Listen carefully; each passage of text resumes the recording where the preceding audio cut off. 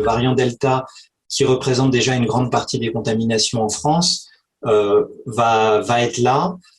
Toute la question, c'est dans quelle mesure cette vague se répercutera sur les services hospitaliers ou pas. En fait, le variant Delta, il est à peu près 2 fois plus contagieux que ce qu'on a connu en 2020.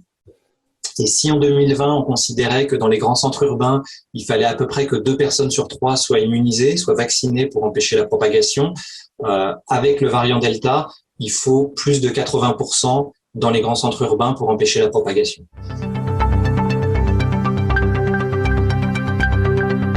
Au niveau individuel, pour le moment, on a des résultats très préliminaires, mais il semble que le risque d'hospitalisation soit plus élevé avec ce variant Delta qu'avec le variant Alpha, qui est celui qu'on appelait le variant anglais.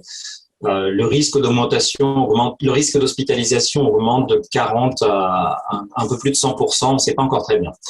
Au niveau collectif, là aussi, il y a encore des inconnus, mais il semble qu'effectivement, ce variant soit problématique parce qu'il est plus contagieux. Et donc, à l'échelle de la population, ça peut engendrer plus d'hospitalisation. Donc, sur les 2 plans, tant au niveau individuel qu'au niveau collectif, il semble effectivement plus dangereux que le variant Alpha. Donc, il y a une grosse hétérogénéité pour le moment, on pense, entre les régions françaises. Mais dans une région comme l'Île-de-France, on voit progresser le variant Delta de manière assez rapide. C'est-à-dire que fin mai, il y avait moins d'un test sur 100 qui était positif pour Delta.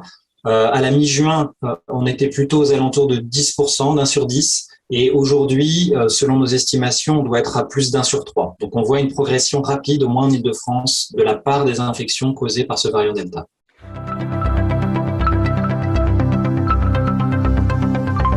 Oui, alors il faut bien préciser ce qu'on entend par vacciner. Vacciner, c'est vacciner à 2 doses, 15 jours après la 2e dose. Et là, oui, on est très bien protégé. On est protégé contre la réinfection à plus de 80%. Et au niveau de l'hospitalisation, les premières données, c'est qu'on serait protégé à 95%. Donc la protection, avec un schéma complet vaccinal, est très bonne.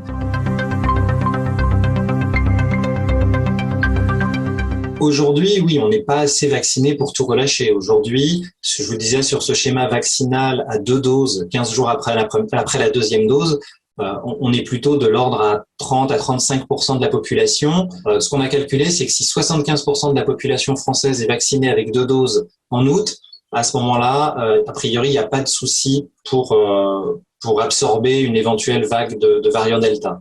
Mais 75% de la population vaccinée, on en est encore loin. Aujourd'hui, on peut dire avec raisonnablement de précision si oui, si vous avez été infecté par le variant Delta, mais ces tests ont été mis en place que depuis le début juin. Ils ont été généralisés début juin, donc effectivement, si vous avez été infecté en mai, c'est plus délicat. Oui, alors le variant Delta, c'est effectivement celui auquel on se réfère abusivement un petit peu comme variant indien, mais aujourd'hui, en fait, il y a un effort dans la nomenclature pour éviter de se référer à des pathogènes en fonction du lieu où ils ont été détectés, parce que c'est pas vraiment la faute des habitants d'un pays si le variant est apparu là.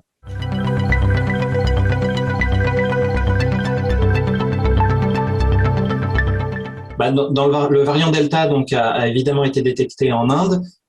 Les pays qui étaient les plus en contact avec l'Inde ont été les plus touchés, et c'est pour ça que le Royaume-Uni, qui historiquement a des liens très étroits avec l'Inde, a vu son épidémie redécoller quasiment 2 mois avant nous. On le voit aussi exploser en Russie. On voit en fait dans les pays où le variant Delta devient majoritaire, assez souvent l'épidémie rebondir. Encore une fois, ce variant semble 2 fois plus contagieux que les virus qu'on a connus en 2020.